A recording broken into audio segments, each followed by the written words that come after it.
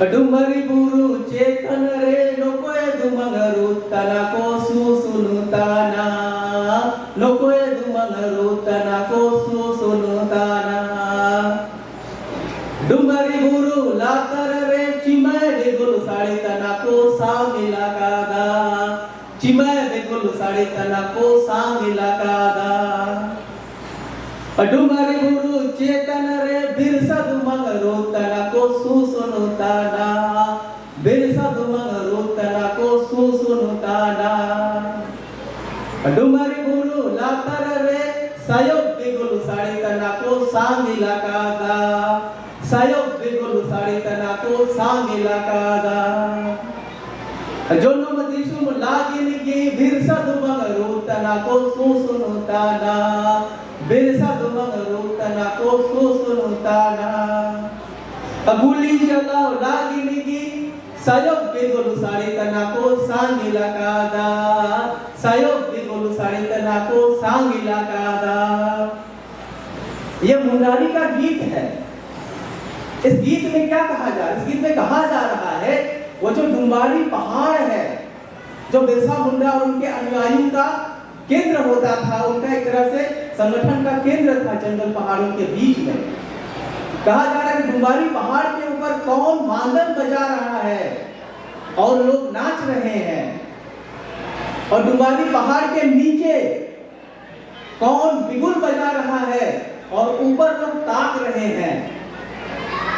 कहा जाता है कि डुम्बारी पहाड़ के ऊपर बिरसा मुंडा मांदन बजा रहे हैं और लोग नाच रहे हैं, और डुम्बारी पहाड़ के नीचे अंग्रेज बिगुल बजा रहे हैं और ऊपर ताक रहे हैं। बिरसा आबा अपनी मातृभूमि के लिए, अपनी धरती के लिए मांदन बजा रहे हैं और लोग नाच रहे हैं, और अंग्रेज गोली चलाने के लिए बिगुल बजा रहे हैं।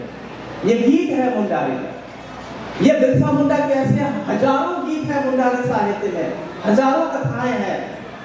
जब झारखंड आंदोलन हुआ, उस झारखंड आंदोलन के दौरान इस तरह की जो मौखिक परंपरा, श्रुति परंपरा में चीजें थी, इन सारी चीजों को, साहित्य को संकलित किया गया और धीरे धीरे बिरसा मुंडा का पूरा चरित्र उभरा। और इसमें माननीय कुमार सुरेश सिंह जी ने बहुत बड़ा योगदान किया।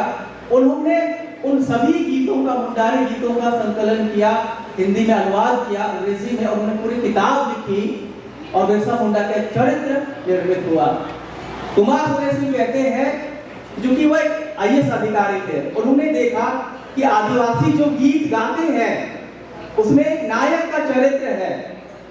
जब उन्होंने उस नायक के चरित्र को आर्काइव में खोजा, डॉक्यूमेंट में खोजा, तो उन्होंने देखा कि जो नायक है आदिवासी समुदाय में, उसे अंग्रेजों ने यहाँ अपराधी घोषित किया है, उपद्रवी घोषित किया है, अराजक घोषित किया है। ये मैं एक उदाहरण इसलिए देना चाह रहा हूँ कि हम आदिवासी साहित्य की बात करेंगे, हम आदिवासी पहचान, अस्मिता की बात करेंगे, अपने संस्कृति की बात करेंगे, तो हमारी पहचान, हमारी संस्कृति हमारी मातृभाषाओं में है। इसलिए मैं निवेदन करूंगा आदिवासी साहित्य सम्मेलन में और आदिवासी साहित्य और संस्कृति संवर्धन संस्था के प्रति भी कि हम मराठी में साहित्य लिखते हैं, हम हिंदी में लिखते हैं, अंग्रेजी में लिखते हैं। अच्छी बातें हम लिखे, ये जरूरी है, क्योंकि हम बाहर की दुनिया को बताएंगे हमारा साहित्य क्या है, हमारा समाज क्या है।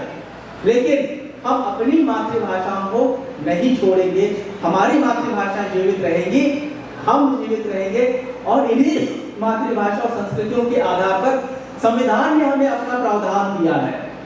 तो जब हम आदिवासी साहित्य की बात करें तो सबसे पहले हमें उस पुरखा साहित्य की बात करनी चाहिए, पूर्वजों के साहित्य की बात करनी चाहिए। इस गोंडवाना में हम गोंडी पुनल दर्शन हम बात करते हैं, पुनल दर्शन में हम देखें वो बहुत बड़े पैमाने पर वो चीजें मौजूद है। इन चीजों को संकलित नहीं किया गया, संकलित होने नहीं दिया है। जब हम आगे बढ़ेंगे तो हम देखें कि जो साहित्य है हमारा, ये जो साहित्य है ये लिखित रूप में जब आ रहा है, हम मराठी में लिखते हैं आदिवासी साहित्य, हिंदी में लिखते हैं, अंग्रेजी में लिखते हैं, असमिया, बांग्ला, मलयालम में लिखते हैं आदिवासी जीवन का साहित्य। यह ठीक है, यह जरूरी है। इसी के साथ हमें ये देखना है कि हम जो लिख रहे हैं साहित्य, उसमें क्या प्रस्तुत हो रहा है। आदिवासी साहित्य अलंकार और सौंदर्य का साहित्य नहीं है प्राथमिक रूप से। आदिवासी साहित्य और संघर्ष और मुक्ति का साहित्य है। हम ऐसे समाज के लोग हैं जो हजारों सालों से हमें उत्पीड़ित किया जा रहा है और उस उत्पीड़न के विरुद्ध एक मुक्ति का साहित्य है। इसी मुक्ति की आवाज सिद्धू खानू के यहाँ थी, यही मुक्ति की आवाज बिरसा मुंडा के यहाँ थी, सत्याग्रह के यहाँ थी, यहाँ इसी मुक्ति की आवाज नारायण सिंह उइके के यहाँ रही है।